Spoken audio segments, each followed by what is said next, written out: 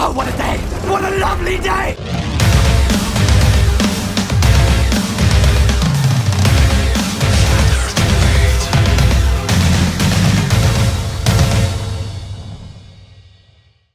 Welcome to Flat Earth Debate, Uncut and After Show. I'm your host Nathan Oakley, and if you are new to this channel, or you've not done so already, then be sure to subscribe and hit the bell notification icon to keep up to date with the Flat Earth Debate. If you'd like to join the community debate, then go to nathanoakley.com and check out the Flat Earth Debate forum, which you should definitely all join. If you'd like to support the channel, there is a super chat that runs alongside each of these shows while they are premiering. There's also a PayPal, Patreon and crypto link in the info box below the video. Speaking of Patreon, I'm going to do a quick shout out to all of you who do support me on Patreon. So a massive shout out to Abraham Muhammad, Adrian Quintana, Alistair Main, Billy Highvault, Burn Fat Till My Stomach Is As Flat As the Earth, Chow Young Cat, Dank, Dave Rakier Gafford, David Wayne Foster, Edwin Johnson, Erwin Jennisons, Felix Hung, Fireball X, God Rockin, Henrik86, Jeranism, Joshua Balsimo, Kirsten Smith, Liam Nedrick, Life is Short, Matt, Nagara, Naibai, Qatar Craig, Reinhardt, Renee, Sally Ballis, Silver Umbrella, Skeptic936, Texas Mike, The Flat Earth Sun, Moon and Zodiac Clock App, TheFlatEarthChannel.com, Tina Baker and Tom Hawkins. Whew, that was a mouthful. So, we are actually joined by a few people in both Discord and G+, so I'll see if I can raise the mics on them and you can enjoy their dulcet tones while I set it for the first live show of the day. YouTube Red. Aha. See, look, this one here, 1 minute and 22 seconds, right? This is for this video premiered 67 minutes ago. Yeah. And eventually, when he gets through this, it's going to come up with a 4-minute one. And he'll not do it now and make me look like a liar, but... Yeah, but still, you're not a good obedient slave, and you're punished. How dare you leave YouTube Red? Yeah, it is YouTube Red. I'm just showing these lot that this is a 1 minute 22 second video. And then when this is lapsed, it's going to give me a 4-minute video. And I bet you it won't do it now because I'm being watched or whatever. But let's just see what happens. It's absolutely shocking. And then when I saw it, it was only 12 minutes. I thought, for fuck's sake, I've just spent 4 minutes waiting to watch it. Bad shit. Come on. 1 minute 22. Isn't that long anyway in itself? That's enormous. What you should be doing is appreciating the advertising prowess of the marketing group that's put that advert together and decide whether or not you want the product. That's what you should be doing, right? Here we go. Watch what happens. I'll move my mouse out of the way so I'm not touching it. Come on. What's the product? Is it target specific? Is it something relevant to you? 4 minutes. I don't know what it was. It was 4 minutes. I've not even watched it. What I ended up doing, Nathan, I downloaded the video so I could see it. That's how bad it was. You got so many ads that you were downloading the debate. But that's not unique to me, though, because I remember you coming on the show and saying, Hillbilly Blue Balls has got a non-skippable ad running. And I was like, he's turned it on, or turned it on only. I disabled all other advertising. But then you were moaning to me, going, you've got non-skippable ads. I'm like, I've not changed anything. They're all ticked. I'm a total whore. I'm not going to lie. But that doesn't mean that I'm forcing you to have non-skippable ads. Obviously, that's down to the algorithm, what ads you get. But in terms of the way I set my show up, it's no different to it ever was. I've always tried to maximise the advertising revenue for obvious reasons. Right, I've worked out why this gas pressure argument they lose so badly. Right, so they've got atmospheric pressure as an alternative, right? The fact that they've got the alternative for atmospheric pressure means that they admit that the gas pressure point doesn't work for them because gas pressure is caused by the walls of the container, right? They wouldn't have atmospheric pressure unless they needed it. Now, Earth's not a special pleadings case. The laws of physics apply to Earth as they do to a bottle of pop. So if they're going to have an alternative explanation, atmospheric pressure, that's basically an admission that gas pressure doesn't work on their model. So they need atmospheric pressure. Now, the problem is they say that atmospheric pressure is caused by the weight of the atmosphere pushing down. Well, if you're going to have an alternative definition, you don't reset and go back to the status quo. You've still got the upward pressure pushing upwards from the gas pressure. that pressure's pushing upwards always in real world. But they say it's being held down by a plug, essentially, which will be the atmospheric pressure. And obviously the force of gravity, right? Well, let's just give them the gravity for a minute, just so that we can push this. We ain't going to give them anything. No, just so I can explain it to you guys. So let's just say that gravity is pulling down on the atmosphere, right? Remember what the constituent elements of the atmosphere is. It's gas, right? And all the gas particles are tiny little pinpricks, little tiny things. You can't even see them. There's no intermolecular bonding between the particles to create a solid. That's why they're a gas. So the space in between the gases is not being affected by gravity pulling down on it because there is nothing there, right? So the gas pressure is creating like it's pressure by hitting whatever each other and the walls of its container or whatever. But because there's no intermolecular bonds, even if gravity's pulling these things down, I'm dying here, Anthony. Because it's not solid. Anthony, I'm sorry, but you getting into the begging the question. I got nausea right now. Yeah, they ain't that's got right. gravity. They ain't got they ain't got gravity either kind. Atmo, air, sphere. I agree, but they don't have atmospheric either because atmospheric relies on it being solid. Why go through the minutia of what you just did when you just could do what Nathan did the other day? Atmo. What's Atmo? Because Atmo? it is their model, isn't it? That is their explanation. It's the argument that we want to kill, and if they want to beg the question with atmosphere, we're going to kill it right there. If they want to beg the question with gravity, which kind? We're going to kill it right there. Don't get in the minutia of this thing. Listen, there's no possible way they can prove what you just begged the question with them with. Well, so just cut it off. We've had weeks and weeks of them begging the question with fucking Coriolis. Oh, I want to have this one on gas pressure. Well, the cat's out of the bag. I want to hear what Sleeping Warrior has to say now. Oh, okay. Hang on. Let me go do something because this begging the question is killing me. I'd rather see ads. Okay, right. Let me just draw an end to this because otherwise you're going to argue with each other rather than the point getting through. So, to be fair, 10th man, number one, I completely agree with you. Sorry, Anthony, but I've also done the same thing to Anthony. So I've said, look, gravity isn't being overcome by entropy. That's the concise statement that Anthony's going to get to eventually. It doesn't matter if you give them their force of gravity. It's not overcoming the fact that the gas will try and fill the available volume. But he will get there eventually. But in principle, I agree with you. Why beg the question of atmo, air, sphere, fundy presupposition, when they're talking about what gas does? Gas will fill the available volume. But I do want Anthony just to get to the end of his point. He did disclaim that he's going to be begging the question. I'm sure he'll apologise for it at the end as well. But in principle, 10th, I agree with you. I agree, but if we're going to have weeks and weeks and weeks of fucking Coriolis, which is begging the question, then I'm entitled to have a one show where I can address the gas pressure point. Because if they're going to counter it with atmospheric pressure, atmosphere is a gas. It doesn't have any intermolecular bonds, so we can give them gravity just for shits and giggles, right? There's no intermolecular control between the actual molecules to give them the ability to act as a solid because they're a gas. So even though they've got this other interpretation, this other definition of atmospheric pressure, because it's a gas, it hasn't got any weight. It does have pressure, but it doesn't have any weight. So even if gravity's pulling down, it's only pulling down on the individual molecules at molecular level. It's not acting on them as a whole because it's not a solid.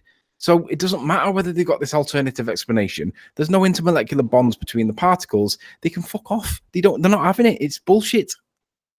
Right on. So the gas wants to expand in all directions to fill the available volume. And regardless of what they claim in terms of describing it as having a weight, well, no, you don't put air on a scale. It's got a pressure, the force exerted on the walls of the container. That's what dictates its pressure because it's expanding in all directions. So Anthony's point is, well, same as mine back in the day before Anthony told me off because he's arguing about gravity. And I'm like, yeah, let him beg the question. Yeah, you can have both of them at 200%. Doesn't make any difference to entropy. The gas is still going to want to fill the space, and that's been demonstrated by Dr. John D. But ultimately speaking, why give them it? I agree, 10th. Why give them gravity? There's no need. Hang on. I'm not against the form of argument because if Anthony would say, or should I say, the way gas behaves destroys your claim of gravity. I don't mind that. But you don't say I'm going to give them gravity. No, I just say the way gas behaves destroys your gravity argument. No, I was only doing that so I could make the point to you guys so you understood. I like your point, Anthony. Yeah, there's no intermolecular bonds. And the answer to Nathan's question is, well, why should we beg the question? Because we've had weeks on fucking Coriolis. So your answer is, well, you begged the question to Coriolis, so I'm going to take the question at Damn bloody right. We're back at gravity. arguing over the curve calcs again. I bet you feel Hey, extra Anthony, justified because we'll you be watching debunked it. Liverpool on Saturday. Don't worry about it. Guys, did you saw that the Neil deGrasse Tyson brought up pictures from space? Who posted that in Master B? He brought up pictures from space. What do you mean? Well, of Like course he will. proof. He's a lying astrophysicist. What do you expect from him? That's his main bread and butter. So, like, even he went back and he again said that the ship is going over the curve, and simultaneously he's saying that the Earth looks flat, but the ship goes over the curve. Like in one sentence. Hey, don't worry, he's got top people working on what happened before the Big Bang. Yeah, I saw that. Oh, So anyway, this is the bottom whole line is thing's a train wreck. The whole they thing is a train wreck. They can't have atmospheric pressure because the gases don't have intermolecular bonds to create a solid for it to act like for it to hold down the atmosphere, because it's just it needs intermolecular bonds for it to be a solid. Otherwise, but am I wrong? Am I wrong in saying they do have atmospheric pressure because you can't have gas pressure without a container? that's the only reason they have it. Yeah, it's like saying Okay, I've so got a that's- hammer, so we'll use. Yeah, that's it, right there. Yeah. You got atmospheric pressure because you can't have gas pressure without a container. Yeah, but you can't even Demonstrate have it. atmospheric because there's no intermolecular bonds. So you can't have atmospheric either because it doesn't pull down like a blanket pulling down, keeping it in. There is no weight to the atmosphere. There's just pressure. Anthony, you know more science on your little pinky finger than all these people combined. Just take it to them. I have done. I'm just rendering a massive video now. It's about 20 minutes long, but it explains it. Look at this as well. I need to show you guys this. This is fucking wicked. Nathan, are you watching this? He's getting coffee, probably. No, I wasn't. I was giving my kid a fruit wheel. Oh. So, go ahead. Watch this. You know we had that Midwest gas pressure simulator. Look at this one. This is a better one. Texas.edu. Check this out. This is really good. So on this one, it talks about the 4 parameters that are temperature, pressure, volume, and gas, the amount of gas itself, right? So basically, it's interactive. You can lock the volume. So like you can bring the plunger down to increase the pressure, because watch as it comes down, it squashes them up. And you can see the pressure increases. So if we lock it now, right? Add a bit of gas. You can see each time you add a bit of gas, the pressure goes up, right? So we'll add a bit of heat. You'll see that the pressure goes up. Stop the heat. Then you can release a bit with a little valve down here, so it'll drop the pressure. Unlock this, put a bit in, it pushes the plunger up. It's just really good. And then if you want to add more mass, look. So let's put more in it. Let's change the gas and put in some gas B. And now you can see how that interacts. Let's turn the temperature down a bit more. Oh, I should have locked that. Let's turn the temp down so it slows them all down. Let's unlock it and put that up here again. And then now lock it. Add more gas. I'm at the particle limit of A. So let's see if we can do B. Oh, it won't let me do anymore because it's obviously got a confined space. But what you can't do is you can't give it 0 volume, because if you multiply anything by infinity, right, and have no volume, then you don't have any pressure, right? So that's kind of half our point. But it just shows the interaction between pressure, volume, temperature, and the actual gas itself. And that's the best way of describing it. But obviously, when you apply it to an open system, it all fucks off into the vacuum of space. So that's why they need to have the redefinition of the word gas pressure. They need to have atmospheric. And obviously, that's based on gravity being a force. But it's also based on mass. But there is no mass because the masses are basically massless particles. They're not really massless particles, but you can think of them as a massless particle. It's funny how they've confused atmospheric pressure with a lid here. Yes, that's what they're doing. They're conflating atmospheric pressure with a lid. Tony? Great find, Tony. Good find. Can you bring the piston down as much as you can? Yeah. Yeah. Did you miss Paul doing this? Paul did this. Oh, when was this? I remember. On about 10 consecutive episodes. I've never seen Paul do this. Not only did he do this, right, with this pretty much, not the same, but very, very similar representation. Yeah, Paul's got that other one. Yeah, but while he was doing it, he was simultaneously using McWest's model and leaving it running, see what happens just over time, and watching every instance have the gas fill the volume, just disperse into the available volume of space every time. So Paul was spending... He said that he would just let it run for 38 minutes, I believe, and he didn't touch anything. He just let it run, and it all went out. Yeah, Right. look at this. If I create a vacuum, let's remove some of this. I don't know if I can get rid of all this. Yeah. Oh, right. Oh, look, you can't even have a vacuum. So if I've got to put a little bit of gas in there to get some, right? There we go. There's a couple of molecules. There's some molecules, and stick some in there. Actually, what I want to do, yeah, that's okay. And then turn the heat down right the way cool. And then if I make the volume, increase the volume, this is kind of creating a similar environment to space in the sense that like there's just all the infinite vacuum, the infinite volume, and then the gases just disperse into it. Yeah, so this is what we want. We want them to demonstrate this without a lid.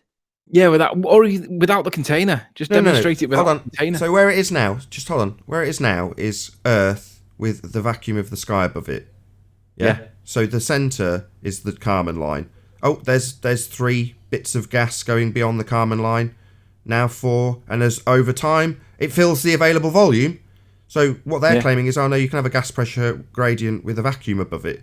Well, I'm right. Well, no, you can't, because the gas will always want to fill the available volume, as per gas law. It's the V, the volume, the amount of space that it can fill. It just fills it. Entropy. God, how many times are we saying this? It's just... Keep saying it. Keep saying it. If people get to understand the interaction between them, between pressure, temperature, the actual gas itself, and the volume, then you'll realize that like none of this is demonstrable without the container. It has to have the container. So it's like, well, this is where the pressure comes from, guys. I'm just gobsmacked that ballers just refuse to accept that they're wrong. I'm not. I've been muted in that Danny Faulkner chat as well. You know, that Facebook group. Oh, really? Yeah, I wasn't attacking anybody personally, but they don't like. No, you were very good. You asked good, pertinent questions. That'll get you banned these days. No, I was giving them shitloads because like one woman came up to me and said, who says that you're the authority in science? And I said, nobody says that I'm the authority, but scientific method is. I said, here's 10 citations, blah, blah, blah, blah. And they just don't like it. So they've muted me. And I wasn't even rude. I was just being very assertive and saying, no, you guys are pushing pseudoscience and it's not true.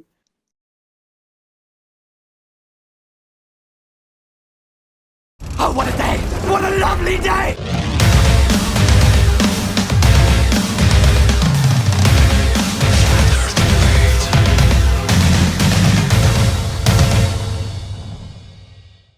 Welcome to Flat Earth Debate Live. I'm your host Nathan Oakley, and if you are new to this channel, or you've not done so already, then be sure to subscribe and hit the bell notification icon to keep up to date with the Flat Earth Debate. If you'd like to support this channel, there is a super chat that runs alongside each of these shows while they are live. There's also a PayPal, Patreon and crypto link in the info box below the video. Most importantly, if you'd like to join the discussion right here, right now, simply mute the page you are currently watching. Then click the link in the info box below this video to join the panel and express your views on the nature of Earth. If you do join, please don't swear. If you do, you'll be ejected. And if you are, please don't try to rejoin the stream using sock accounts. You'll be warmly welcome back on the next stream. Please also share the show on social media. Sharing the show obviously increases the live audience, but this in turn increases the chances of a more diverse panel. So please share the show on Facebook and Twitter. And one last time, if you're new to the channel or you've not done so already, then be sure to subscribe and hit the bell notification icon to keep up to date with the Flat Earth Debate. Now we are joined by the One, Sleeping Warrior, Righteous Force, 10th Man and Arwin in G+. Very good to have you one and all. Good morning. Good afternoon. Good afternoon. Now, I've got a whole bunch of people in Discord, but I haven't taken any of them off mute. I'm really sorry, but I'll struggle my way through. Hello, everyone on Discord. Oh, there are a few off mute. We've obviously got a moderator in there. Good morning, good afternoon, wherever you may be. Morning, Nathan. Morning. Morning. Hello. Hello. Any signs of Earth curvature? Not from Chino. Any signs of Earth curvature from Discord? No, Can you sorry. repeat that each time, please, Anthony? Each time I ask a question. Yeah. So is that a no from Discord? No. Good. Any Not evidence on of this. axial rotation of the Earth-based variety? No. Not a chance. What about from Discord? Is there any evidence of an axial rotation? Discord? No. No, didn't No. think so. So we're not using stars anymore. Stars don't prove axis; they just prove that something's turning, right? Yeah, the stars. I'm happy to expand on that now you've said that. The affirming the consequent formal logical fallacy.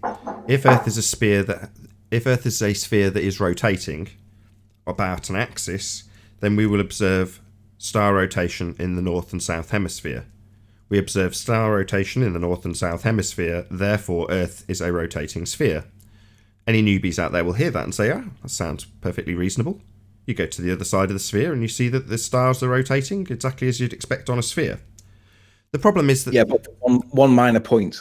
They're not actually facing south, are they? They're always off south, and they say it's declination. And then you can't prove that you're antipode or you're looking in the opposite bearing to your other friend who's looking in the north. So that evidence is kind of important if you think we're on a sphere and it doesn't actually exist. So Precisely. star rotations by themselves, all they prove is that stars seem to be turning. Not that we're turning, and definitely not that there's an axis that we're turning about. It just appears that the stars are turning, but it doesn't denote the shape. We need to know that we're turning, and there isn't any evidence that we are, or indeed turning about an axis. But it's the bit that you said that you've got to assume you're antipodal that I want to focus on in conclusion. So you will travel and end up antipode to yourself? In other words, me starting here in the UK travelling to Australia, when I travel out towards the horizon, across the plane, on an aeroplane, I have to assume that when I arrive at my destination, the Earth is actually underneath where I started. In other words, I'm now standing facing my feet where I was, antipode. Now, some people say upside down, and there's nothing wrong with that. You are technically upside down from where you began, antipodal in positioning. But that's the assumption. So if I assume that when I travel out to the horizon, I will arrive and be antipodal to where I began, then I will observe star rotation. I observe star rotation. Therefore, when I travelled out to the horizon, I was actually travelling antipodal to where I began. It's an affirming the consequent that starts with the begging the question fallacy that you're on a sphere. So you're starting off assuming that you're travelling to the other side of a sphere to make these observations. It's simply begging the question, assuming you make that journey on a sphere before you make the example. So if the Earth's a sphere, then I will travel... Well, you've already assumed the Earth's a sphere. This means nothing. It proves nothing. It's a begging the question fallacy wrapped up in an affirming the consequent formal logical fallacy. If P, then Q, Q therefore P, Earth being a sphere being P, star rotation being Q. Any evidence, any scientific evidence of gravity? Oh, go on. Go ahead, whoever. None of that is true, Nathan. And thank you for admitting that there's a southern hemisphere. No, that's the begging the question part of the formal logical fallacy. When you say the word hemisphere, that is your imposition of the begging the question of the sphere. The word hemisphere denotes that begging the question. So what my use of the words that point out that you're assuming you're on a hemisphere prove hemispheres. So what? An affirming the consequent using my debunking of an affirming the consequent to formulate a new affirming the consequent that if I say hemisphere, Earth is a sphere. You're bloody retarded. That was pure gibberish, Nathan. Not gibberish. You say hemisphere. Well, hemisphere is the assumption of sphericity. That's what I'm pointing out. Not gibberish. It's not an assumption, Nathan. Oh, is it not? It's not an assumption. What? Stating that we're going to be travelling antipodal's not an assumption. Yeah, it is. Nathan. Yeah, it is an assumption. Nathan, yes, it is. An assumption you'll be confirming by way of star rotation that you'll claim happens antipodal from where you began. You assume you're antipodal when you look up. Now, when I look up, the stars are above me, regardless of which continent I'm on. But you assume that one continent is antipodal from the other. That is an assumption, Brenda. It's not an assumption. You've got nothing more to add than no and a hand wave. Yeah, it is an assumption, so no more of your endless no hand wave dismissals. Piss off. You can join in on a different question. Because, yes, you are assuming you're travelling antipodal when you say, if the Earth is a sphere, I will observe star rotation in the southern hemisphere. The hemisphere is the bit that gives it away. That you're assuming that you've got hemispheres in your statement? Hello? Brenda's dumb. End of your time on this question. Anybody else got any more challenge in regards to assuming that you're going to be travelling antipodal? Other than nuh-uh? No, nobody ever proved Earth is a ball. Any more objection beyond nuh-uh?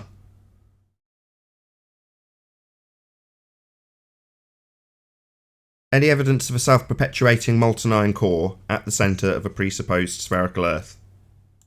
No evidence. No, it's impossible. It violates natural laws. Anthony?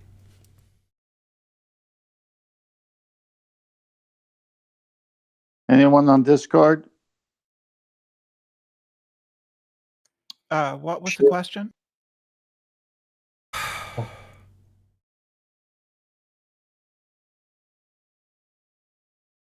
Well, we've tried you already, so you think donuts are space-time. No, Well, I it's all don't. right. I think the whole. She was busy with me in text chat. So, any evidence of a self-perpetuating molten iron core at the centre of a presupposed spherical Earth?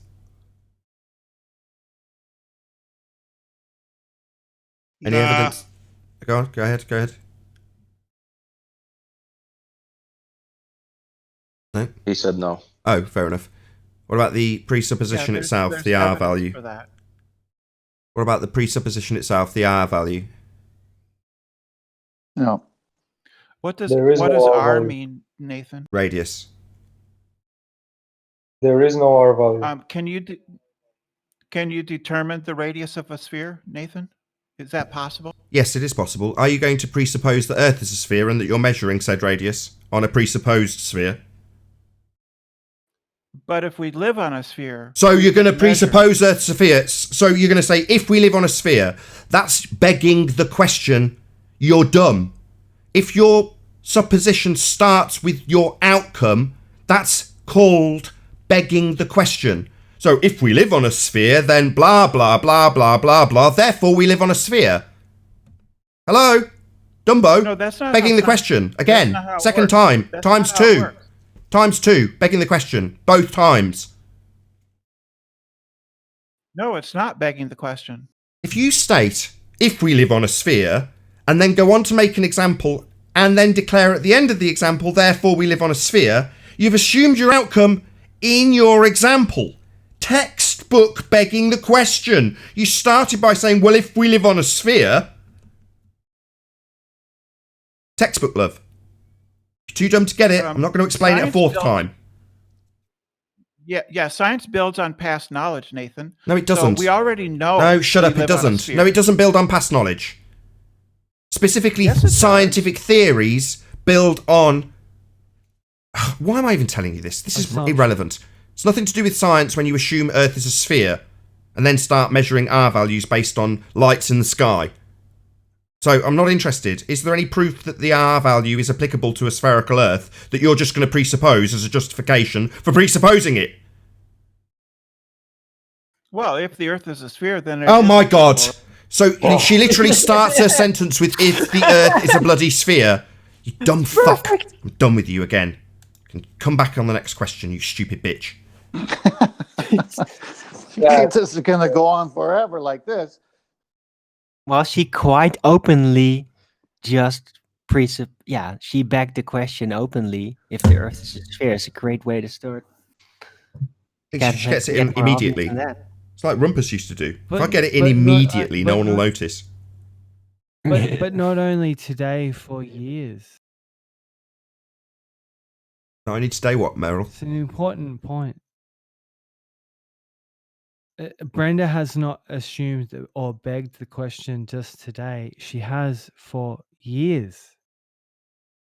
With logic, rational evidence, proof presented to her, and still she begs the question for years. That is a zealot. that is a delusional fool in anyone's language, in any body of any evidence or group anywhere. Philosophy, science, art, it doesn't matter. Transgenderism, heterosexuality, gay, it doesn't matter. You're either rational or you're irrational. Okay. Brenda, you need to have a hard look I've at popped your her on mute. Don't address her. logic and I want to move reasoning. on, Meryl. So don't engage in a conversation with her. I've excluded her from the conversation, which is totally unfair to now start addressing her. So I just want to move on. She's got nothing more than to start begging the question when I'm pointing out the R value begs the question. It's pathetic. But I'm going to move on anyway. Any evidence of any valid or viable hypothesis in the entire history of astronomy, cosmology, or astrophysics? Not to date. Almost. Almost. Yeah, we covered that yesterday, Alwyn. It was good though. Aries failure. Not by Danny Faulkner. Certainly not by Danny Faulkner. Check out the video I released yesterday of the discussion we had. Kudos to Anthony, who's kept in touch with him on Facebook. And every word he spouts digs his hole a little bit deeper. And yeah, it's epic. You see that, Anthony?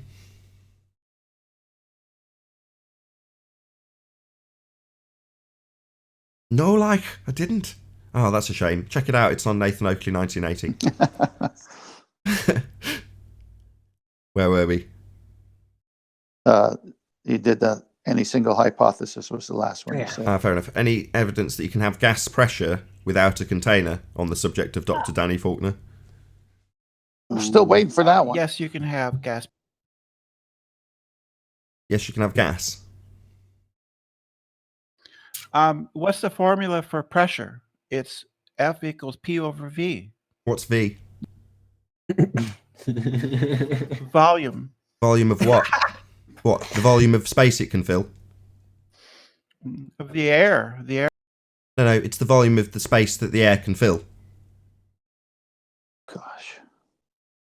So V would be the volume, and in your fundamentalist religious sky vacuum belief, that V would be the entirety of outer space because it's claimed to be an open system. So the V would be space. A vast volume that the gas isn't filling in your fundy belief in sky vacuums. The gas would fill the space, it's the V. Thank you for pointing that out, Brenda. The V is space. That's where you get the volume. I gave the wrong formula. I'm sorry. I couldn't give a shit. You gave us a V. And V is volume. The fact that PV equals nRT isn't what you quoted is irrelevant. Any evidence of the distance to the sun? You've made many mistakes. Pressure equals force over area. Area of what? Everybody makes area of what? So force over an area. What? The area being the area of the container that it can press on? No. Yes! No. Fucking dumb bitch! Every word you spout backs our fucking point. Area? Yeah, the area that it can press on. Yes. Yes, so it's the fucking area of the container, you stupid bitch. The V, the volume of the container, you stupid bitch. It's just the surface area of the Of the fucking container! Yeah, you can't have gas pressure without a container, bitch. The gas that you claim isn't fucking off into the sky vacuum, based on gas law, would fill the V. It needs a surface area that you can measure in terms of how much V you've got for the gas to fill. Yeah, gas law backs the fact that space is fake. For the love of God. There's no container in P equals F over A. Sorry, the container would be the amount of space the gas can fill.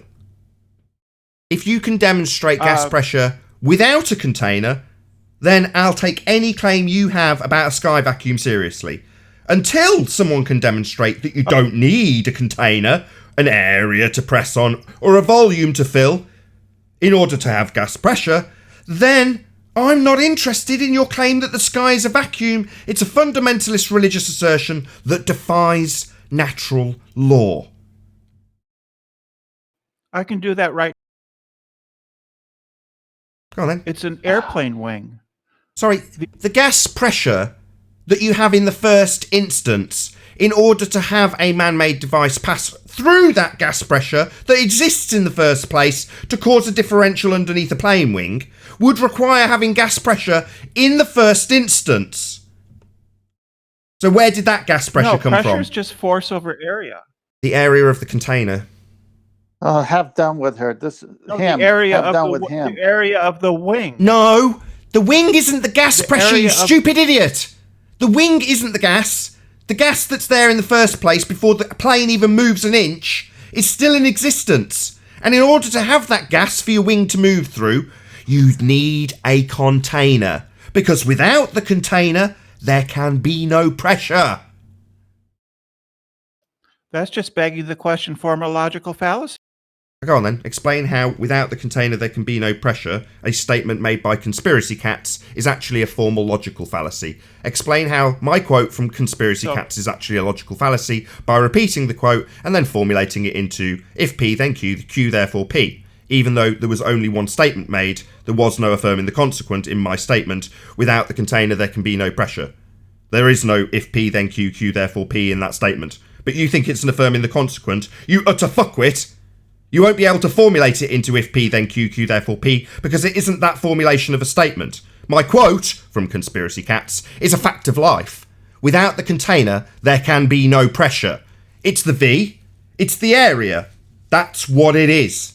You don't have to like it, you don't have to claim that it's a fallacy when it isn't. That's just a fact. Don't have to like it.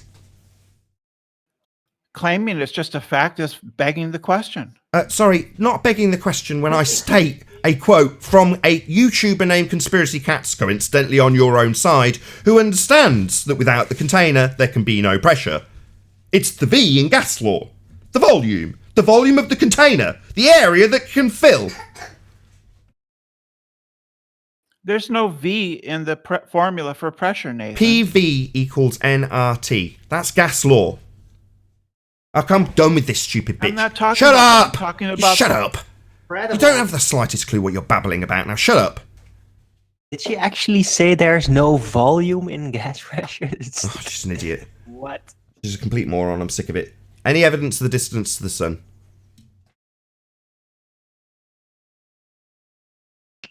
No. Good morning, guys. Hey, Chocolate. Did you know this is bait and switch? Yeah, I got that into the clip this morning. I don't know if you saw that, Paul. I did. I saw that. I appreciate that. Hey, Paul, can you put your gas pressure meme on the background so Nathan can show it, the one that the pump that pumps the gas? Can you do that? Yeah, give me a second.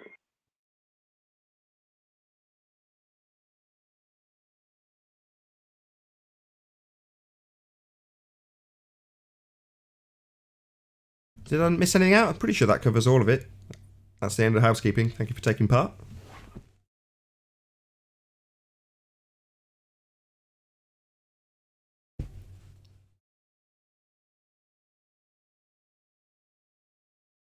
House is clean, earth is flat, no globes.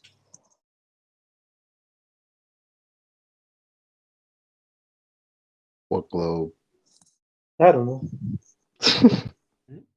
It's a What is thing that? like 5 years ago, some people. The toy? The only Told- globe I've ever seen. That- Little toy. It's like an old thing. It was like 5 years ago. Oh. Don't bother about it. People think they live on this little toy. Yeah, everybody understood the confusion, so they come to their senses and they realize that Earth is flat. So it's no worries. All right. Okay, Paul's got it up, Nathan, if you want to put it up. Perfect timing. I don't know if you can hear Anthony. I don't know if you're on the phone, but this was on about, I don't know, at least 10 consecutive shows. So earlier, before you got here, Paul, Anthony had a very similar demonstration. Just slightly different graphic, but basically exactly the same thing. And he's like, look at this. And I'm like, weren't you here when Paul went over and over and over this and then explained what he did with MythQuest Pseudo-Ramonian 2-Space? Pseudo-McWestian 2-Space, my bad. Sorry, go ahead, Paul. Talking to me or Anthony? Are you talking to me or Anthony? Yeah, I put this you. up. I was giving you kudos because Anthony brought it along, and I was like, Paul's covered this and covered this and covered this to the point where he's literally let Mick West's model play out for a prolonged period and watch the gas fill the space. Oh, did you want that one instead? I thought this. No, this is fine. No, Paul, hang on. Anthony had a similar demonstration as the one you're posting now. Different graphics. And Nathan reminded him that you had done it before, but he had not seen it. Oh, yeah. I got you now. Okay. Here, let's remove the top of the container and see what happens. Now, you let this run for how long? Because you did the Mick West one too, right? This one doesn't take very long. It's like within a few minutes, but the Mick West one, it took like 38 minutes, 37 minutes, something like that. Yeah, and if we scale down to the presupposed group, it will take 38 nanoseconds. Is it safe to say that no flat earther put these demonstrations together, that this was done by the science departments of some university or a science? Where's this from, Paul? What's the site called? Colorado. Colorado.edu is all I can make out because it's yeah, bold. It's Colorado EDU. Yeah. Here, I'll back up. Yeah, so all you globetards, this is from the Colorado education system, and it's backing our argument.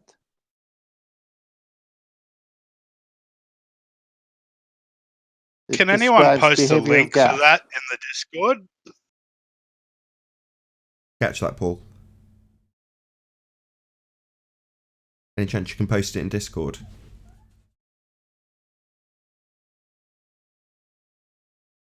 You hear that, Paul? Can you post that on Discord, that link?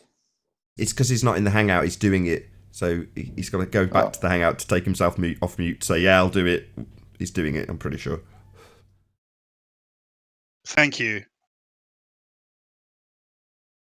So, Nathan, what are we observing here that the globetards can't see?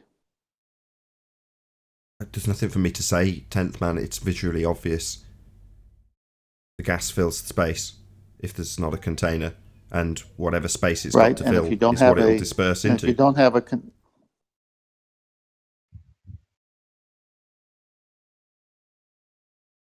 So where's this atmospheric pressure that's supposed to be there? Why is it not in this thing holding those gas particles down? Because it's not real.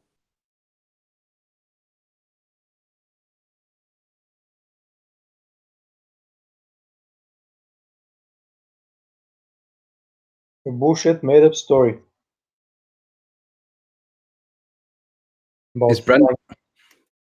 Is Brenda still here? No, she killed herself. Hey, are you watching? Yes, I am. Are you watching the screen, Anthony? No. Who's sharing? Oh, Paul. Yeah, this is the one Paul had. Can you put yours up so Paul could see yours after you watch his? Yeah. I'll show you mine if you show me yours, right? Yeah, exactly. And can you post it in Master B too? Because I'd like to have your version as well. Mm-hmm. So yours is from Texas EDU. This is from Colorado EDU. Is that right? Yeah. And Brenda is still here, Anthony. I'll come to Brenda in a sec.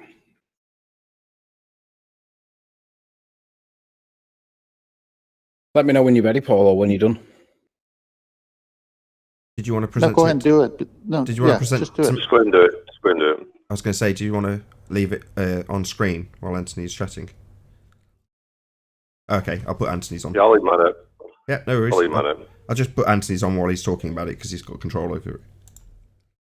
Okay, so basically, if you go to Google and type in gas law simulator, you'll find this is one of the first results. It's on from Texas University. So gas pressure simulator, and you'll find it at utexas.edu. It comes up pretty much at the top. If it's not at the top, you'll find it underneath. And all you do is you click into it, and it'll take you into this like really interactive thing that you can play with. And basically, what it demonstrates is the interaction or the relationships between the four factors that govern gas pressure. Temperature is one, pressure is another, the volume is another, and then the actual gas that goes into it, and you can mix and match between two gases, right? So basically what I want to demonstrate is that if I lock the volume and then I give an injection of gas A, pump it in, you can see that there's now two gases in there, and the pressure goes up ever so slightly when you put in a bit more. Okay, so if we add a bit of heat, and you can see, I'll stop the heat there, you can see the pressure rises, and if we cool it off, you can see the pressure drops. Now, if we unlock the volume and then we cool it off, you see that the volume decreases, and if we increase the heat, the volume increases. So often we want to lock the volume because we've got gas tires. You know, we fill tires with air, and tires have got a fixed volume. If you go beyond that volume, they burst. So as we put more gas into a tire, you can see how the pressure rises, and we're all familiar with that, right? Everybody gets that. It's not contentious. But if we unlock the volume and then squash it down, you'll see that the pressure rapidly starts to increase as it gets towards the bottom, because all the molecules are bouncing off, and that's where the pressure is created. It's the force of the molecules interacting with the walls of its container. So what I'm going to do now, I'm going to exhaust it all and get rid of all the gas so that there's nothing in it at all, right? That's representing the vacuum of space, right? There's nothing in the vacuum of space. There's just nothing there. But I'm going to make the volume. Oh, I can't. I've got to put some gas in to make the volume go up. So let's put a little bit of gas in. And now I'll put the volume all the way up to the top. So it gives us its biggest possible that I can demonstrate. Because obviously you've got to be a moron if you think that you can have gas pressure without a container. Because without a container, there's no walls to bounce off. So there is no pressure. And we know this. This is what this demonstration does. It doesn't even let you take the lid off. Because what's going to happen if you take the lid off? All the gas is going to disperse, isn't it? So now what I'm going to do, I'm going to unlock it. I'm going to bring the volume right the way down to compress it as much as I can. And I'm going to turn the cool down to slow all the molecules down, turn it off. Look how slow the molecules are moving now, right? But now what I'm going to do, I'm going to increase the volume to give it the impression that there's a vacuum of space. Okay, now I'm going to lock it. Look at what happens to the gas particles. They don't sit there in a layer. They all continuously move and in a straight line unless they interact with something else. But if there's nothing there to interact with because it's the vacuum of space, then they're going to carry on dispersing into that vacuum. Hence, we have no, hence that we would have on their model, we would have no gas pressure because it would all disperse into the volume. There's nothing stopping it from dispersing and coming back to Earth. So I wanted to ask Brenda if you could... Hang on, Anthony. Go to Paul's. Paul's can't take his lid off on his demonstration. You'll see it escape. Yeah. So I wanted to ask Brenda, did she have an explanation for why her model doesn't allow us to have any gas pressure because it all evaporates into space?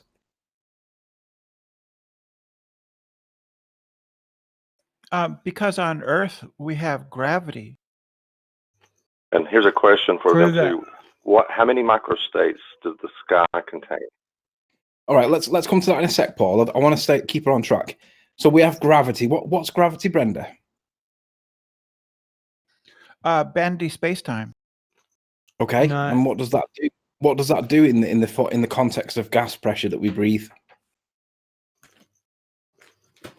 It means that the mass of the Earth causes space-time to bend, and therefore it gives the individual gas molecules a vector, right? How does it do that? Vector is towards the center. I'm sorry. How does it do that if it's an effect of bendy space-time? Where does the vector come from? Oh, because all objects follow geodesics. Right. So what's it doing to the molecules then? Is it creating a geodesic for the particles to follow? Yeah. Yes. All objects. If you're sitting here in your chair, just sitting there alone, you're still moving through time, right? No. Right. That's your geodesic. That's your geodesic. You're moving through time, and time. Guys, let me have a back and forth with Brenda. Physical part. No. Just let me have a back and forth with Brenda. So, Brenda, in the context of molecules, and not in the context of chairs, in the context of molecules, what's happening with the molecules to keep them from bursting into the vacuum of space? Because we know that's what happens. Yeah, they are following their own timeline, so to speak, and that timeline takes them towards the surface of the Earth and not away from it. No, it doesn't. As we can demonstrate on gas pressure simulators, they don't head towards the center of Earth or the surface of Earth. They bounce off the center of or the surface of the Earth away in all directions, which would be space. So how is it possible that they are not going into space and we're breathing in an open system where particles are interacting individually? They're not acting as a solid, they're acting as a gas. They don't have intermolecular bonds. What's gravity doing to stop them from dispersing into space? Oh, well, it's taking their I'm getting feedback. It's their timeline goes towards the center of mass because the center of mass bends space and time. Right. Okay. The gas simulators. That's not explaining how the sorry, molecule's not fusing into space.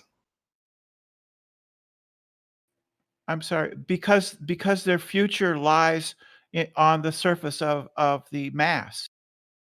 No, it doesn't. I demonstrated that when you have the open container. Paul demonstrated the open container. The future lies outside that container. So in the real world, where we're breathing gas pressure. Because see what's happening here, Brenda. With the I know you can't see it, but it's got the lid off the container, and all the molecules are just, their path in time is dispersing away from the surface of the Earth, not towards it. Yeah, it's because they're not in a gravitational field at that point. So what is the gravitational field doing to molecules? The gravitational field gives objects with mass a vector, and when the mass is strong enough, that vector takes them towards the highest the object with the mass. So are you saying that the particle of a force acting on them, but it is. Brenda, forgive me. Are you saying that the particles are not moving? No, they are moving. They have kinetic energy. Okay, so which direction are they moving in if they make, because we get pressure from the collisions between the molecules and the surface, right? But there's only the one surface that will be Earth. So we know that they are hitting Earth. But when they do hit Earth and they're bouncing away from Earth, all directions are space. So what's happening to stop them from dispersing into space in the context of gravity? It's because space-time is bent. It's bending towards Earth. So how's that interacting with the molecule? What's it doing? Is it bending it back towards Earth? Is it deflecting it? Is it pulling it back? Is it pushing it down? What's happening? Well, because according to general relativity, everything follows a geodesic, a space-time geodesic. Yeah, but the problem we have here, Brenda, is that the geodesic that it's following is heading off into space, and there's nothing that's stopping it from coming back. And there's no bounce back. There's no like push back. There's no pull back. So what's stopping it from dispersing into space? The bending of space-time, because it bends back towards the Earth. So does that mean you disagree with Newton's first law of motion, which states that an object in motion will remain in motion unless acted upon by a force? Because you're saying that space-time does something instead. That's new. But that's Newton, and Newton, Einstein broke Newton's wand. That's Newton. Right. That's done with. So that means you disagree with Newton's first law of motion then, correct? No, I agree with you that Einstein broke the wand of Newton. Sure, but that was in the context of gravity. But we're talking about in the context of a molecule that's dispersing into the vacuum of space, and we need something to keep it on Earth because we need to stop it from going, because otherwise we're not going to be able to breathe. So if the bending of space-time is doing something to stop it from diffusing, I need you to explain what that molecule is doing, because it's dispersing into space, Brenda. We're all dying of suffocation down here. No, we are all even molecules and us and chairs and mountains and atoms are traveling. We're traveling through time all the time. You can't not travel through time. And since space-time isn't space, it's space-time. So you're always moving through space-time. And what mass does is it bends space-time so that your future path takes you closer to the object with the mass. But the problem is the object with the mass is being headed away from, because it's already hit the Earth. It's given us the pressure that we're breathing, but the molecule now is heading away from the Earth. That's the surface. So how's that? True. I'm not understanding the interaction between space-time and the molecule that's diffusing into space. A quick couple of shout-outs. Shout out to Dave Rakia Gafford, who says, let's all remember why we are seeking truth. Not to prove Brenda wrong, to give glory to Creator. Thank you very much for the super chat, Dave Rakia Gafford. Also, shout out to Sean Tibbets, who says, liar, liar, Brenda's bum's on fire. Okie dokie. Thank you for the super chat.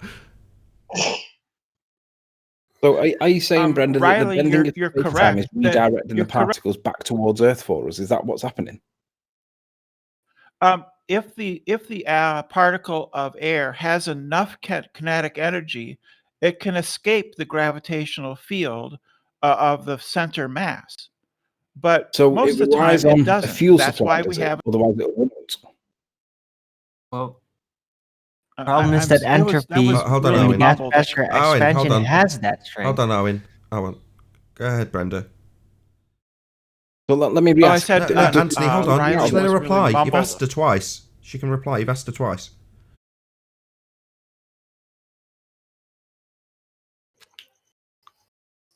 I didn't hear because it's mum.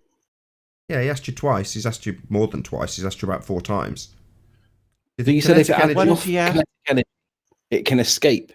So if it doesn't have enough kinetic energy, given that kinetic energy is movement, right? If it doesn't have enough energy, kinetic energy, does it run out of energy? No, things don't run out of energy. So what stops They it from transfer dispersing into energy. space? The lines of gravitational force, the gravitational field. So gravity's not a The force. gravitational force field. Not a force. See, I'm not Gravity's familiar not a with this force. line of science. Can you help me with this and explain what the gravitational force field is? Well, I misspoke in saying it's a force. It acts like a force. We can treat it as a force, but it isn't a force. So What is it you're what it talking means about? is that. I'm sorry, what? What is it you're talking about, Brenda? You're not making a lot of sense. I'm trying to understand what stops the molecule from dispersing into the immediate vacuum, the infinite vacuum of the void of space. If it has enough energy, it can go off into space. Where does it go then? Hold on, Merlin. Where does it go then? Let's get goes into definitive view. Where does it go then? What it goes happens off to the molecule then? It fills Once the it goes available- into the Let's just answer you, vacuum of the space. Merlin, Merlin, Where I'm gonna does it answer go you. then? Merlin, Brenda? you're sidetracking everything. He's got her to a point. The gas would fill the space. That's the answer to your question. Where would it go? It would fill he's got her to nowhere. Merlin, I don't want to have to shut So- you up. I'm answering you and you're rumpusing me. You've asked a question, I'm answering it so we can get Not Anthony rumpusing and anything. Brenda back on track. Riley's got Brenda to nowhere. I know, that's my point. That is my After point. years of All right, so entertaining this dumb let me fuckwit. So what? Merlin, do you think this objection Why do you is... do it? Merlin, this is not the right time for this objection. When nobody's talking, make that complaint then, not when he's got her on the ropes, making the point as you speak. Oh, he's got her on the ropes. For what? What's he Merlin, going to prove? To answer your She's question. got nothing. Merlin, you keep talking after you answer You already ask know these she's questions. got nothing. Merlin, please. Go ahead, Merle, Anthony. you are right. She is on a path to nowhere, and I'm demonstrating guys that are this path obvious. is non sequitur. It leads nowhere. We're trying to explain why we've got gas pressure and then we breathe, and Brenda's taking us everywhere, but not explaining anything, and that's what I'm showing. So you're right. We're on a path to nowhere. This is the model. It leads nowhere. So, Brenda, what's stopping the molecule from dispersing into space? Because we do breathe it, right? Yeah, the bending of space-time prevents the air from escaping the surface. How? If that were the case, wouldn't it be a part of the gas modeling that we saw earlier? No, because in science you try to remove extraneous variables. So space-time would be a variable you would like to remove. But in that, that, hold on one second, chap. Sorry, bear with me a second. Sorry to interrupt. Sorry, you say space-time is a variable. Can you show me you varying space-time, please? Show me you varying that. Yeah, the weight of an object is different at sea level than it is higher up. Sorry, farther I couldn't give away two from the shits. Earth. Sorry, I couldn't give two shits. Space-time. I've asked you to show me It Brenda, I've asked you to show me this variable you say you're removing, which is actually a concept, by varying it. Not weight, space-time. Specifically space-time. Show me that. Well, concept.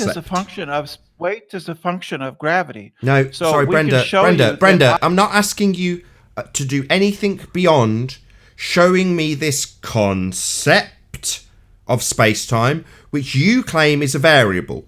Now, a variable is something that can be physically manipulated by a researcher, or to put it more succinctly, varied.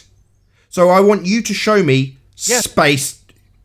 Excuse me, Brenda, you're interrupting me. Is it because you're getting absolutely pummeled with your total nonsense bullshit, non-force that you can think of as a force that acts as a force but isn't a force, called gravity, which is the bending of this variable you claim? It's not, it's a concept. But when are we going to get to the point where you say, I can't show you this claim to be variable being varied, manipulated by a researcher, because it's not physical, it's a concept? When will we ever get to that point with you, Brenda? Yes. Variable is a variable because you can vary it. It varies with distance. No, I want you to show me it and then show me you varying this concept. Not tell me about something that you conceptualize this concept doing. I want you to show it me, a concept, something that isn't physical, and then show me you varying this concept that isn't physical, i.e. interacting with it physically, varying it. Now, you can't. It's a concept.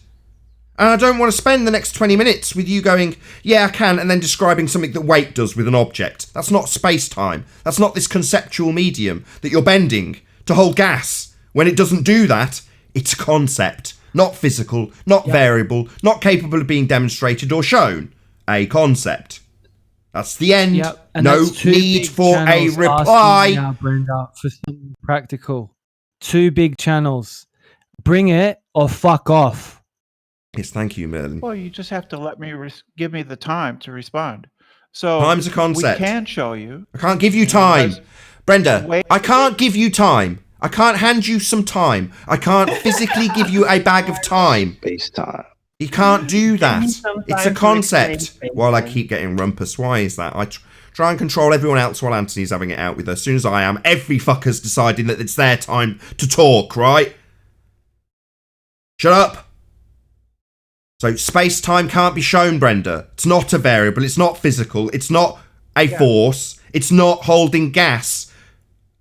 So, end of conversation. Yeah, it is. No, not You're just wrong. it is, because I believe it. Prove you wrong. Well, you don't let me talk. You have to let me talk. We've heard you. I heard you go around in circles with Anthony 5 times. At the point that you asserted that space-time is a variable, I shut the conversation down.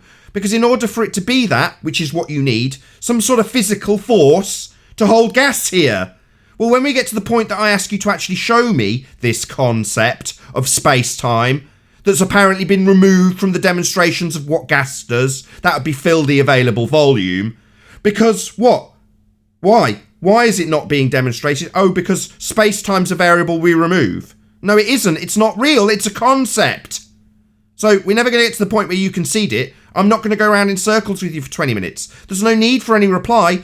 This is me shutting the conversation down. I don't need a hand wave from you. You can vary the strength of space-time. Show me. Altering Show me. distance. Show me. Between. Show me space-time. Show it me. You dumb fuck. I've had enough of you. You're not ever going to show me space-time. It's a bloody concept. But you're saying you can vary space-time by doing something completely different after not showing it me because it's a concept. I'm not going to do this. Last chance, right? Either she accepts that she's wrong, that she's not going to vary and manipulate space-time, or I shut her up and she's no longer part of any of these conversations because I'm tired of it. I've said it 16 times. All you've got to reply is, yeah, it is. That's your only reply. You can vary the distance between the masses. Sorry, distance in pseudo-Riemannian force space would be distance. You could call it length, breadth, or depth. That would be one of the aspects of space-time, wouldn't it? Length, breadth, depth, and time. And you're saying I can vary the distance? No, I'm asking you about the time bit. Space-time. So, why are you telling me about distance? That would be Euclidean. Not pseudo-Riemannian 4 space, but Euclidean 3 space that you're going to describe. Something that's an actual physicality. No, dumb fuck. I've asked you about 16 times to show me space-time. You just won't accept that you cannot do that. It's not possible. It's a concept. How many bloody times? She just needs a little more time. Can't have it until she can show me a bag of it. Shout out to Awaken Narrative. He says there is no fucking space-time. Yeah, right on. Shout out to Don B. Says, panel, how far is the sun in your assumption? I don't know how far the sun is. You can possibly put that to the other panel members if you want to. I don't know the answer myself, Don B, but thank you very much indeed for the super chat. Awaken Narrative also, thank you very much for the super chat. Nate Dog is a gangster killing globers. Thank you very much indeed. And last but by no means least, shout out to Slightly Looming Hyena for the super chat. Really appreciate your support. Brenda.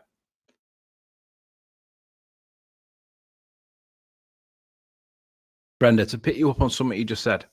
You said weight was a function of gravity, right? I don't think she's here I anymore. think she said a lot of things. I think she's gone. She's in a timeout. Gone.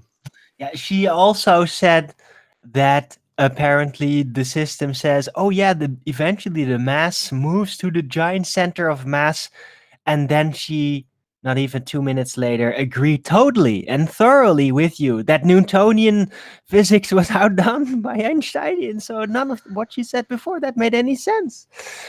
And neither did anything else. She even said you could think of it as a force, but it's Well, we got a Brenda wingman and that works. it was a great conversation. Well, that's Bro, how do Well, you that's not the one thing understand she's the good glory for. of listening to such nonsense for a few minutes? Just let her talk and just did you hear that conversation?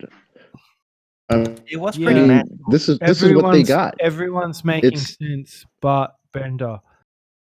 Brenda is Exactly not the making point. sense. Exactly the point. That's the one thing she's good for, though. She demonstrates really well how stupid her arguments are. Well, Very sometimes important though it seems harsh because it can be deemed as She bullying or being does it to herself, man. mean or Nobody rings up Brenda and tells her to come here. She makes not that personal. decision. Whatever No. It's you a want to call it. debate. That's right. They make that decision to come here and argue space time. Hey, Chocolate, So is Brenda actually a hardcore flat earther? I don't know, bro.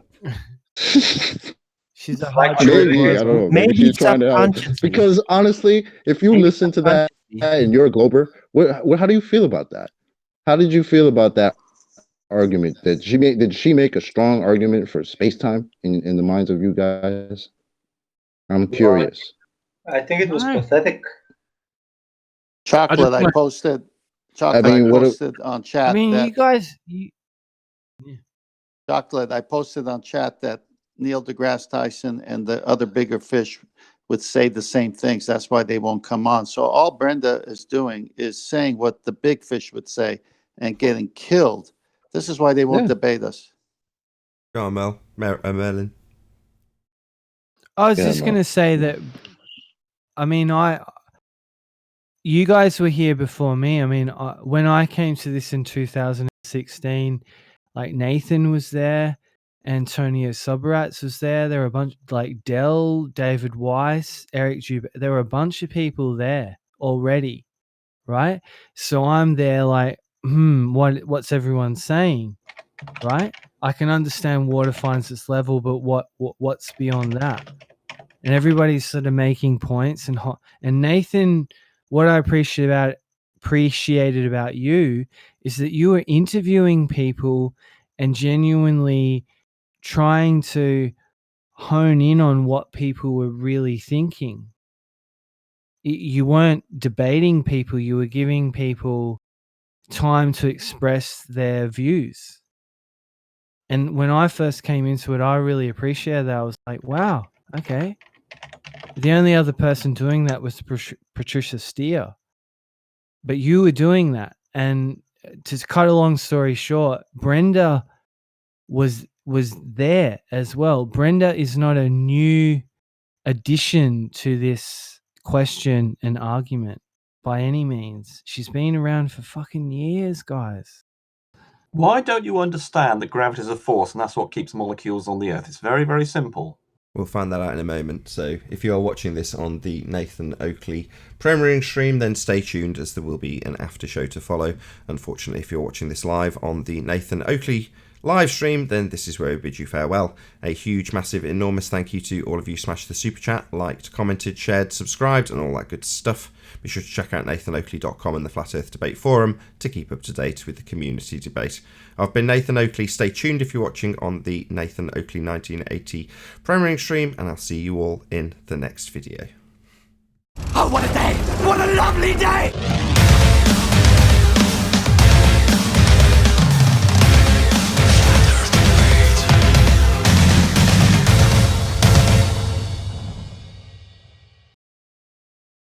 Is a force. Those scales are force measuring devices, and they measure your weight, which is the force of gravity. Weight is the force of gravity. But gravity is not a force. It is a force. Weight's a scalar. It measures something. It doesn't do anything. It's not a force. Weight is not a scalar. Weight is a vector. No, gas expands in all directions. Yes, gas expands in all directions. Weight has direction. Weight is a vector. Yeah, weight might have direction. He's not listening to me. Weight might have direction. Gas expands in all directions.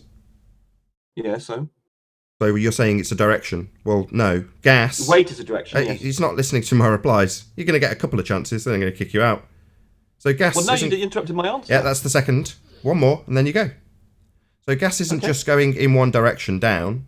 It's expanding in all directions to fill the available volume it has to fill. Not just down. No, it doesn't. Yeah, it does. That's the whole point. It's restrained by a force, so it goes in all directions, but it is restrained by... You can think of the little molecule... So it goes in all directions then? Not just down. It goes in all directions, as admitted by you. So the gas does indeed move in all directions, but it's pulled... So it goes in all directions. Thank you very much for conceding that. So we don't need this vector of just down and your gravity force of just down then, when it's going in all directions. Imagine the molecule is Imagine! That was very high-pitched, Rumpus. Didn't you listen or concede or... acknowledge anything that I just said? Yeah, you've conceded it goes in all directions. So this scaling vector down is irrelevant because it's moving in all directions. Let's not go all high-pitched and ignore it now. I'm about to explain the answer to you if you let me. Right, so... No, I've already got a concession, you utter fuckwit. It expands in all directions. So your horse shit about a vector of down is irrelevant. No, it isn't. It's pulled. Yeah, it is. So a hand wave dismissal's not going to work here, shit for brains. It expands in all directions, as you've conceded. No, it doesn't. Yeah, it does. You've conceded you just said it like 3 times. Yeah, you conceded it, didn't you, you little weasel? Yeah, we heard you. You conceded it, then went all high-pitched. Just because there is a motion, sometimes up, doesn't mean to say... Sometimes up? No, not sometimes up. Gas is moving in all directions, randomly and freely unbonded. Yes, Nathan, if you throw... Yes, Nathan, that's correct, Rumpus, yes. So let's not worry about your imaginary downward force. Throw something up, Nathan. It's No, going you're just up. talking through me now. You're ignoring me, so you can fuck off. That's the end of your time here. All you can do is Rumpus. This is really simple. When you Silly throw a ball Anthony, up... We're not Anthony, throwing put up balls. your gift. Fuckwit, time you Anthony, go. put up your He's going to gift. equivocate with balls, isn't he? Throwing balls when we're talking about gas. No, balls are more dense than the air they're being thrown through. Now, gas, on the other hand, as you've conceded several times here, expands in all directions. But you're going to attribute a downward vector to it now, aren't you, shit for brains? Then go all high-pitched when I point out that you've conceded it's expanding in all directions. Yeah, right. Bye-bye. Don't get to just rumpus the shit out of me when we win. Can I say something? Go ahead. I'm done. I So is think Rumpus. Brendan have produced more flat earthers than all of us. Just by people listening to them. Float on water. Anthony, put up your GIF again.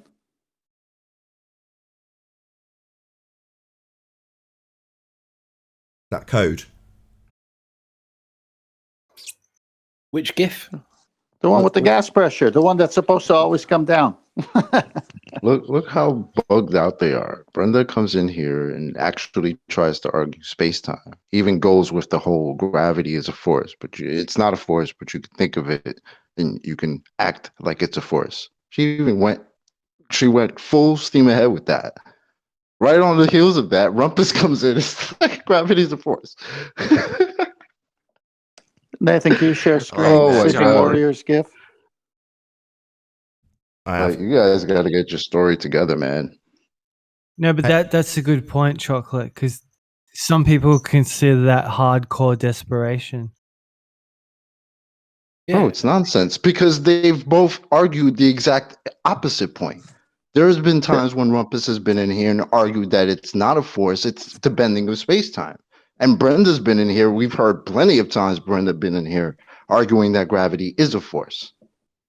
So look how they can just flip-flop back and forth and do whatever they want because they think the body of science has their back on this. This is bananas. That's why when you say like Brenda shouldn't talk, like, yes, because if this is what the globe argument has, then come on, keep talking this nonsense. Keep coming in here talking about the hole in the donut is space-time. Thanks, Brenda. Air is not the atmosphere. Thanks, Rumpus. I mean, come on. Anthony's got it. Anthony's Go ahead, got an Tim, illustration. Anthony's got an illustration from the so-called body of science. What do you want me to do with it, 10th? Just have Nathan share it and go through it again because this kills both their arguments. Those. Yeah, Well, what I was trying to do, I mean, Merle's completely correct. As much as it was badly timed, I was taking on a merry dance to demonstrate that if you don't have gravity as a force, their arguments make zero sense. But because they don't want to use the word force, because for obvious reasons, I mean, Rumpus will come in he's got the first touch of a rapist in the sense that he'll come in and he'll just literally go, gravity's a force. And we all know that it's not a force, right? It's the effects of the curvature of space-time. But I wanted to take around that dance to demonstrate how stupid the conclusion is, because you can't get to the conclusion. So Merle's completely right. Badly timed, but he's completely right. It's a non sequitur point. You can't argue bendy space-time to explain the gas pressure because it doesn't do anything. So that is what I was demonstrating, but didn't quite get there in the end. It kind of got lost, but we nearly got there. Well, can I just add one thing to that? That to give credit to all of your crew, Nathan, yourself, Quantum, Arwen, everyone involved, Chocolate, everyone who's here. Sorry if I've left anyone out. Your patience, I feel, is almost like eternal. Oh, will you shut the fuck up and get on with it? Bloody hell, how long is this going to take? That's right. You know what I'm saying? So you already know that you're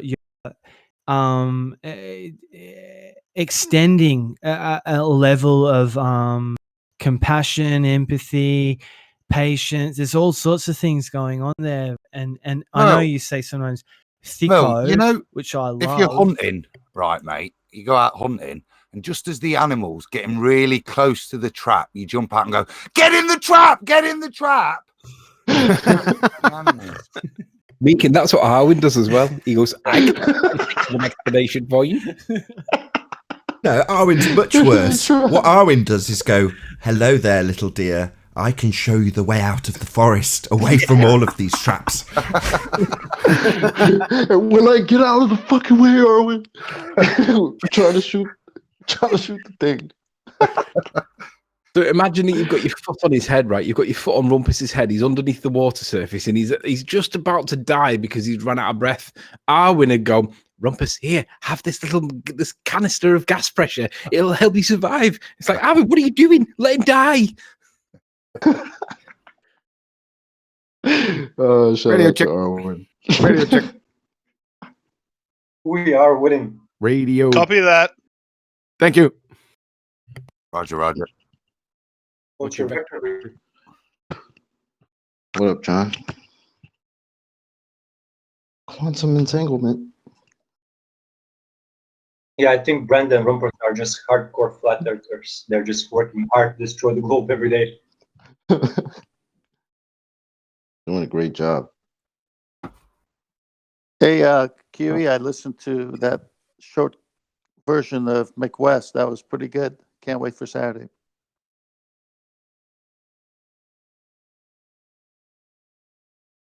In two space, we need something similar for gas pressure with nothing to stop it. It's complete nonsense. By the way, check out my latest upload on gas pressure without. Well, it's basically demonstrating how atmospheric pressure is a complete fraud. It kills the model. This atmospheric pressure is no good. Pseudo McWestian. Pseudo McWestian two. Didn't he come up with that gas pressure shit? This simulator that Paul keeps showing? That's his shit, right? Got one of them, yeah. And with that, I'll say a huge, massive, enormous thank you to all of you who did tune in on the Nathan Oakley 1980 premiering stream for hopefully smashing the super chat, liking, commenting, sharing, subscribing, and all that good stuff. Be sure to check out nathanoakley.com and the Flat Earth Debate Forum to keep up with the community debate if my kids start screaming. I'll see you all in the next video. Oh, what a day! What a lovely day!